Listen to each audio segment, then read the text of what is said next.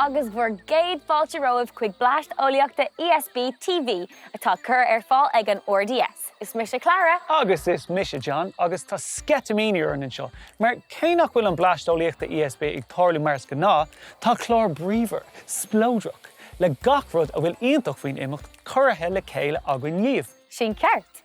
Mar soldíomh tá an Bleaist Eolaíochta ESB ar fad faoi ceistena a chur faoin domhan mór thimpealán. Agus an rud ná don cuid is mó den am, si an eolaíocht freagra na ceiste. Tá an eolaíocht in neacht. Agus le linn chlár an nainiu, bain muid ag fellún faoi go leor eolaíochta spéisiúla. Ar ífric sibhríomh an bhfuil seorcanna lonathe ar chósta na hÉireann. Well, Jómar amach níos déine nuair le roimid leis an Bitheolaí Muirí Lucy Hunt. Comála sin, beag dturgnaimh á dhéanamh againn in éineacht le marc an tólaí. Agus ní hamháin go méid sibhan ann cuid den dturgnaimh sinna a cruthú, ach beag cín ómhór á dhéanamh ag a taobh muit den RDS. Tá na cín seo níos mó, níos don séirí, ach níl siad le tríal sáile agaibh. Dúirlumm go mbeidh go leor le brise, cibé rud a cílíonn sé sin. Ach ribh sin ar fad, is ballin ceistena is trú an seo ag an Bleaist Eolaíochta ESB, agus tá sé an amdún é sin a dhéanamh. Ar smaoinigh sibhríomh, chuna sa bhfuil an ghaoi in ann electricus a gine? Well, rinne mise Mr. Con féin ar an gceist seo, ach tá na géirí fáil amach céir na gceapann sibhse. An bhfuil is a gcuibh chuna sa gintar electricus ón ghaoi?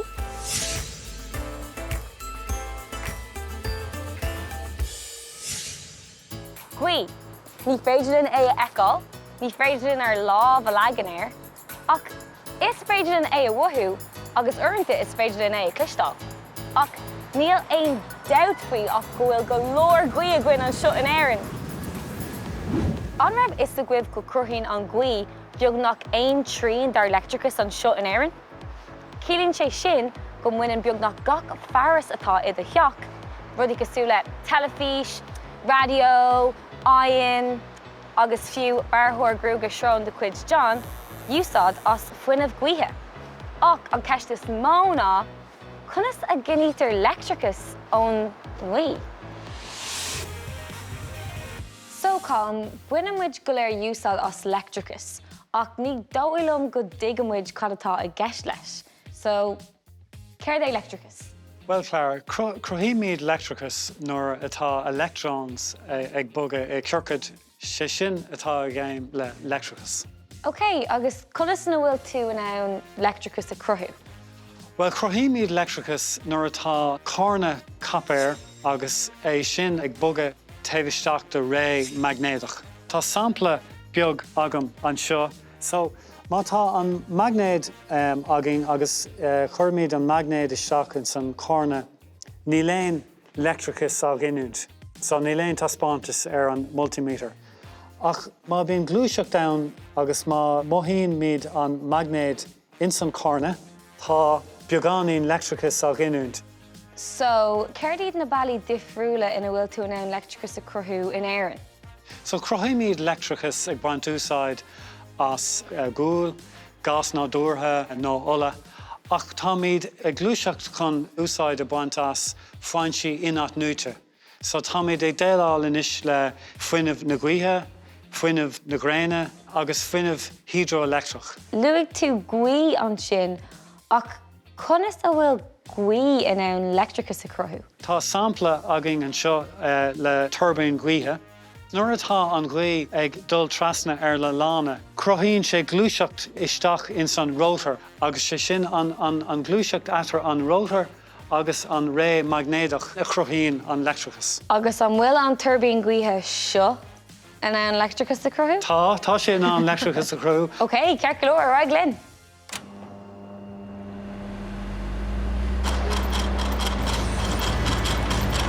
So Clara, mar eicimid tá an gaoi ag casa na lána agus tá míad ag cruthú electricus.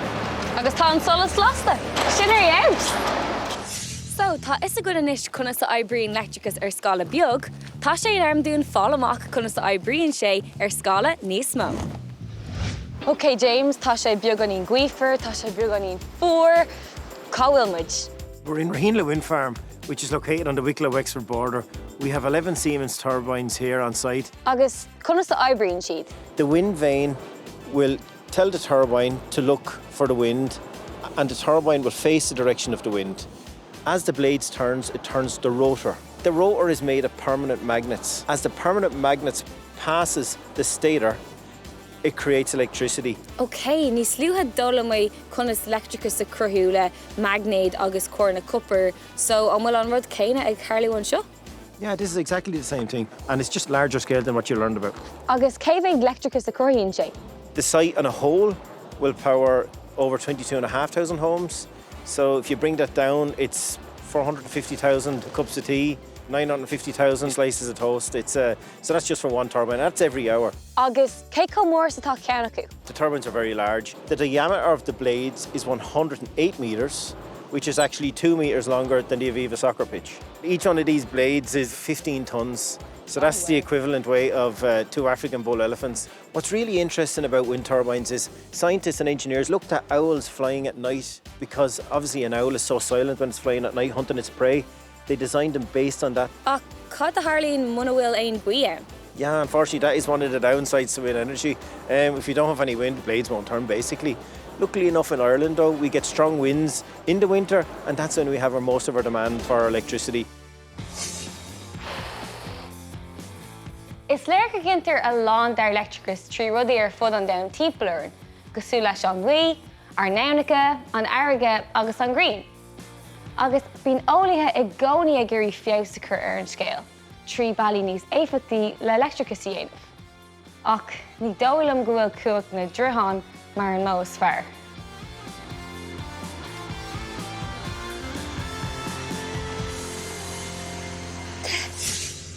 Dóilm mé an éirid sin faoin eolaíocht atá taobh hir don cumhacht gaoithe, agus tá tuile ceistena agam atá mé ag éirí fisriú cosú le an bhfuil tú in ann electricus a cruthú gan magnéid, agus an oibríonn green cumhacht gan solas na Cruinne. Agus ná déan darmid is féidir libh se mar rang tuairt faoi mhór visrú chun féin, níl uamh ach ceist. Well, tá an fearr é féin marc an tólaí inar gcuideachta inis. Tá sin an dún tuairt faoi cúpla dturgnaimh, agus sibse atá ag braniú an seo inniu. Tá sibhan an tríle bhaint as na dturgnaimh seo freisin. Ach, den cínta go bhfuil mhór múntóir nó duine fásta in éanaach libh nuair atá siad á dhéanamh a gcuibh. Hi Mark, hey guys. Okay, Mark, tá cuma spríúil ar seo. Oh yeah, tá go leor sprí chuna bheith a gcuin. Inniu, táimid chun fálam faoi táimhe. On Earth, everything's moving. Even when we're standing still, we're still on a planet that's rotating, orbiting about the sun, hurtling through the universe. And in order for things to move, the laws of motion describe how and why they move, just like the blades of that wind turbine. So today, we're going to investigate the first law of motion, also known as the law of inertia. Okay. Sounds good? Mm-hmm. And we have everything we need to investigate táimhe in front of us. Tá carta puisht, a glass full of water, a tube, and you will need an orange. Cur an carta puisht bhar an gline. Okay. Cur an róla an carta agus go curamach. Cur an aráiste Cur an go curamach. Cur, cearca Okay. Oh, hey! Nuair tá sé sin déinte, we're going to pull the carta puisht out go tappy. Agus nuair néanamar é seo, cada haar lóí a dar liv. Tá an aráiste chun titim. Agus tá an gline chun titim freisin. Okay. I gceann 3, 2, 1. Sweet! Stop é sin. Dibrich sé sin mar gravity pulled down on the orange and made it fall into the glass. And it all worked buchas le táimhe. We didn't give any extra forces to the orange. We pulled out the carta puisht and the toilet roll tube, so gravity pulled the orange directly down. Buchas le táimhe. Táimhe is the tendency of objects to stay at rest, not moving, if they're already not moving, until you give it a force. We didn't give the orange any other fórsa, so it fell down, buchas le downtarringt. And nish, táimid chun é a dhéanamh scála níos mó. An uair seo tá 3 glunne, 3 rulla, tray, agus 3 aráiste. Ooh, ní mála mé seo. Bhfuil si ré? Neil, Níl a churbit. Bhfuil mis ré? Níl is am. OK. I gceann. 3, 2, 1.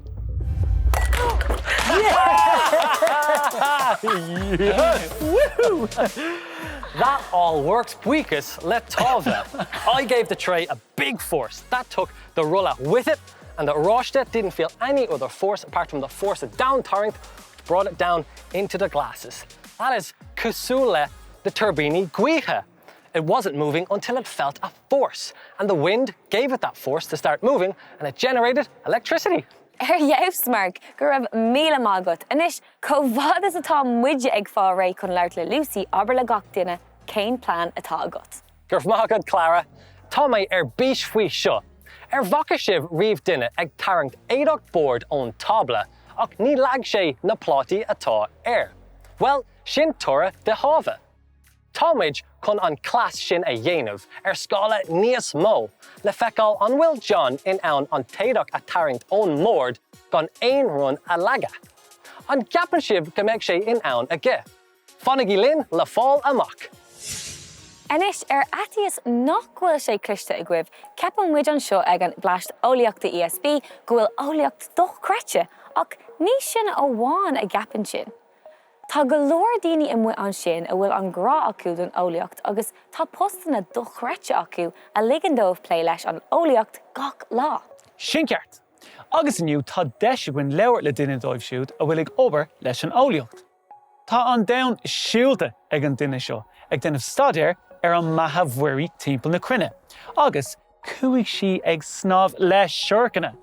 Tá an ban féin an Bitheolaí Muirí, Lucy Huntlin. Hi, Lucy. Díomh, das sibh eáil. Das tú eáil, Lucy, agus gur míle maith agat a suchta bheith ag caintlinn. Nis, Lucy, céir go díreach atá i gceist le a bheith do Bitheolaí Muirí, agus céir do míon a dhéanamh agat san rol seo? A marine biologist is someone who studies or researches anything about the sea or something that's in the sea. And only about 20% of the ocean has been explored. Every year there's over 100 species being found in the ocean. So there's lots of more animals and things like that to be discovered in the ocean. Deir éonaín beaglum go neachadh tú ag snáb in éanacht leis seorcanna? An bhfuil sé seo fíor?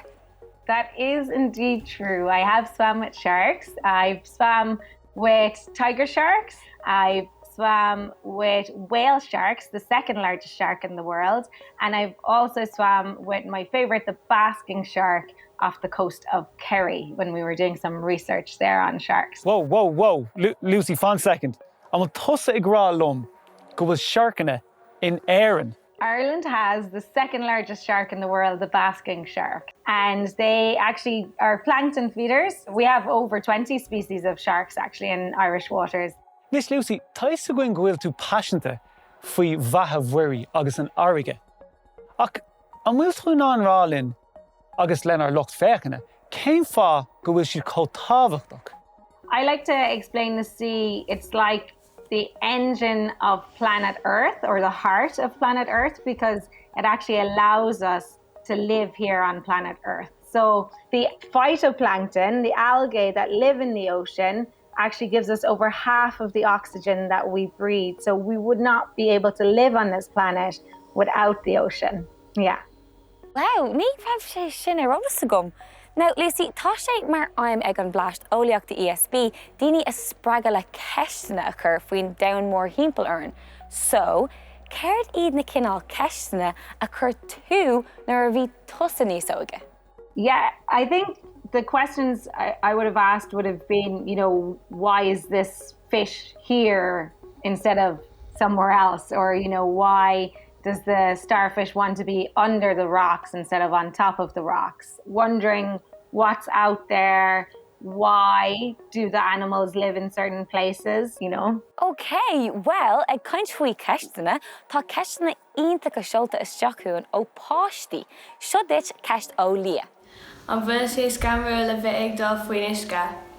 It's not really. It's actually quite peaceful when you go underwater because all the noise from outside has stopped and you can only really listen to the bubbles in the water, or sometimes you can even hear the little shrimp and prawns clicking.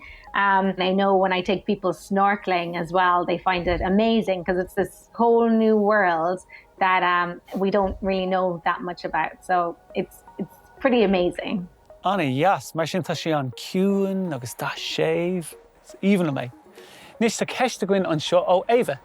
Díad Lucy, cad é an anmhíthe is scannain obair leis. So I think one of my scariest encounters, I was doing some coral reef research in Fiji, and we were diving down, scuba diving down, and next thing I saw this shoal of about 50 bluefin tuna, and midway in the water, the tuna all just stopped still right in front of me, just there, and they just opened their mouths and they just stayed completely still, and I was able to just descend, and I was breathing very heavily, and I just was looking up at them like, thank you for not taking me out.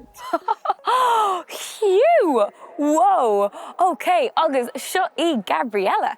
An bhfuil a is a gut céin fá imig fungi an delf. This is a great question about fungi, and I think fungi has confused a lot of people. And I'm not 100% sure where fungi has gone, but I like to think that fungi went on an exploration and he might return, or he might find a new home or new friends.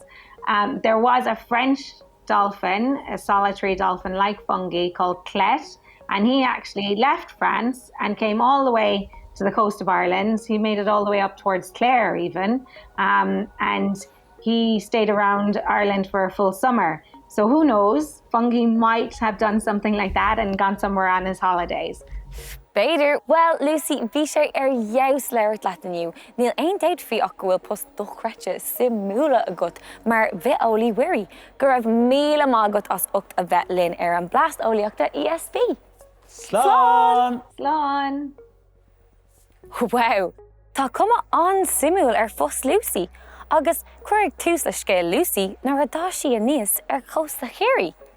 Tá sí faoi gréocht ag an nádar ó hin, agus is deach hampla í Lucy ag léirú go rud má é ceistena a chur faoin domhan mór himplairt nar tá tú níos óga. Agus tá seansaun go mbeidh duine a gcuimhse ag obair I bhór Bitheolaí Muirí cosúla Lucy nar tá tú níos sinne. Agus beidir nach ghuiil sim agat san airge, ach tá seans má ann ghuiil an eolaíocht buinteach leis an rud a bhfuil sim agat an. OK, tá sé an dul las mé chuig marc. Ach, sulla daimid, ná dénig í darmid. Ní chóir go mhainigh siú tríal as an dturgnaimh a bhfuil ag teach suas. Right? Right again. Mark, tá an duine réite I got dún an seo taobh with an RDS, má an fearr. No. Oh, an bhfuil orin an duine dhéanamh duite. Níl uirmh. Níos luatha, we learned all about inertia. Cruinne mé. Yeah. Well, seo é ar an scala níos mó. What we are going to do here is to try and pull the tablecloth off the table, and if inertia does its job correctly, the plates won't experience any forces and they'll remain on the table unbroken, if we do it correctly, that is. Agus muna félin é dhéanamh? Well, if we don't, ní bheidh ein plot a gum dun din ar an ucht. Sounding. The trick here is to pull the tablecloth down really quickly so the plates don't experience any extra forces, and inertia will do its thing and they'll remain on the table unbroken. Now, inertia can be seen in everyday life too. A great example is if you're on a bus and it suddenly stops moving, you continue to keep moving and probably bump into the person on front of you. Anish, tá ar ddralamh cousin the urin, ná dain é seo sa bhaile, and will sibh ré? Táimid ré. I'll go first. Ig Jan, 3, 2, 1. Whoa! Whoa! Yeah! Anish, buinigí trial as. Okay, so bacordún an tailach a hairint go tapi, I dro ar gussie. Cearta good. Okay. Okay, ig iawn. 3, 2, 1. Whoa! Mashiv! And it worked because you pulled it down fast enough so the plates didn't experience any extra forces. So thanks to inertia, they remained on the table unbroken. Well done, Mashiv. Anish, tá sé an am é seo a dhéanamh scala níos mó ná seo. Tá tabla níos mó with a lot more stuff on it. Conna sa bhfuil chun éadach a hairint an tabla sin? Well, a key to this being successful is the speed at which you can pull the tablecloth out. Conas go imime chun an éadach a hairint ní siopi. Well, John, I think you've got the right shoes. Let's strap a harness to you. See how fast you can really run. And will to Ray? Neil. Alright, Glyn, let's go. Anreg John in naam é seo a dhéanamh? Beg, tá mis an láidir. But cai beg tú sciupi ní láidir. Okay, John, and will to Ray? Neil. And remember, ná déin é seo sa bhaile. Okay, John, in 3, 2, 1, go!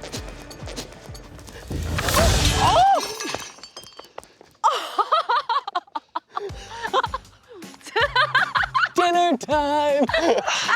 Well, ní raibh sé sin róbha ach habáil mé pláta agus na bláhanna. Possibly because John couldn't get fast enough or pull it off smooth enough. Maybe next time we could use something faster, like a car. But that's the cool and important thing about science, that we do experiments, research, we learn what happened right, what didn't happen, what we can do better the next time. Fresh and Mark, Beidir an céadúir eile is féidir leat deilt duine éigean eile a úsáid. Agus beidir Usain Bolt and under John Sharpson. Tá an cearta good. Well, tá a ggóthain bríste agamsa inniu. Mark gur míle maithagad, fáim mé an tainmh as sin. Bana mar go leor sult as fistriú faoi roinnt ceisna inniu, cosúla, conas a cruinne an gaoithe electricus. Agus an bhfuil seacanna le feiceáil ar chósta na hÉireann. Ach tá go leor ceisna eile le fistriú. Mar hampla, cén fá a cudlíonn scíth an lethar bunós ciúin? Cén fá a hagann snog uirinn? Cad a thorlóí dá mar rud é gur léim gach aine ar domhan ag an am céine? Sin ceart, agus ná Jane Jarmid gwyl eolaíocht in neach áit timpealar. Má tá sé bhíh iarraí fistriúcháin ar bhur ceisina féin, Ryan iad ar sibh idirlín, esbscienceblast.com. Tá sé bhnéin fistriúcháin ranga a dhéanamh le chéile agus gceoidh sibh aiseolalas ó eolaí. Freisin, úine anseo ag an RDS tastíonhain ar muochas a ngáil len ar nuairthirí, go háirithe ar príomh-uirithir ESB. Tugann sí ceabhadún gach bliain an ESB Bleaist Eolaíochta a Reachtan. Slán!